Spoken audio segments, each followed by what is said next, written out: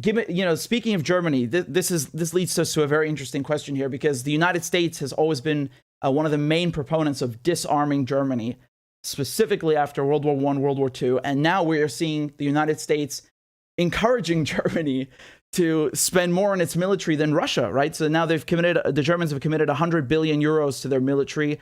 They've raised their military expenditure from 1.5 to 2% of the GDP, which is what Trump was nagging them to do. He said they weren't paying their bills to NATO. So again, what's your opinion as an American, as a military man, as a connoisseur of history? Do you think this is a good idea to see Germany rearm like this? History repeats itself. And if you militarize German society, history is going to repeat itself. I'm just stating a fact. Yep. And if this continues down this path, I wouldn't be surprised if in the next 50 years, American troops are once again crossing the Atlantic to kill Germans.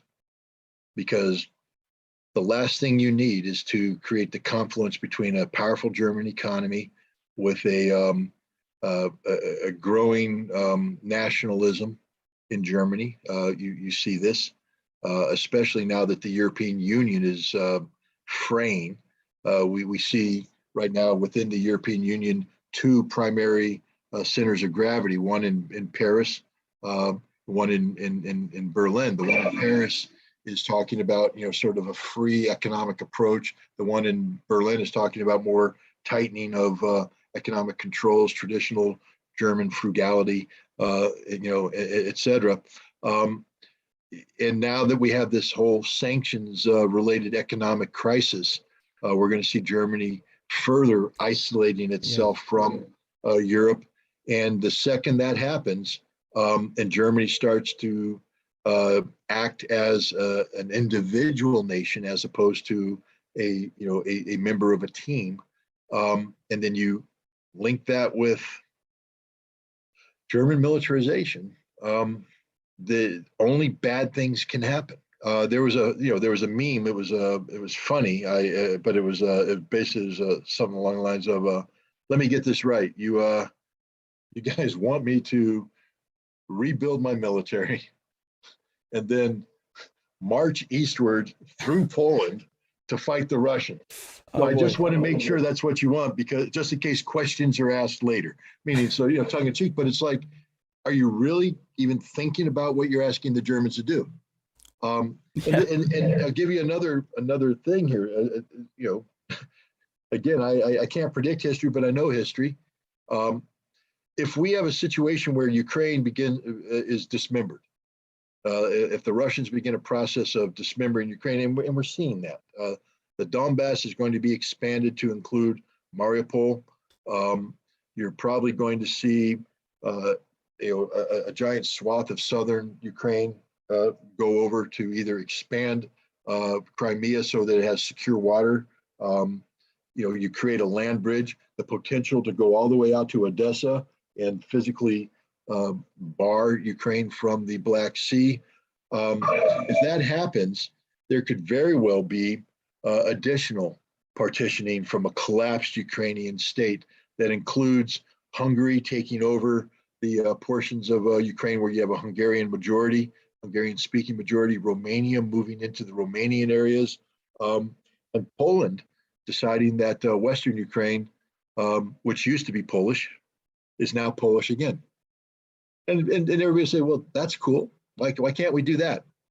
Well, the Germans worked very hard on Ostpolitik during the Cold War.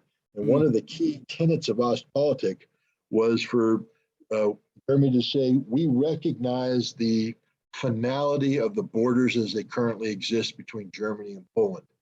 That we recognize that we have permanently lost Silesia because of the war. But now if you start redrawing the map, I can guarantee you a dime to a dollar that Germany is going to start talking about the return of Silesia. And now we've just told them to build $100 billion military. Literally, we're creating the conditions for a new German-Polish war. So no, I'm against this. Germany should not be allowed to rearm to this extent.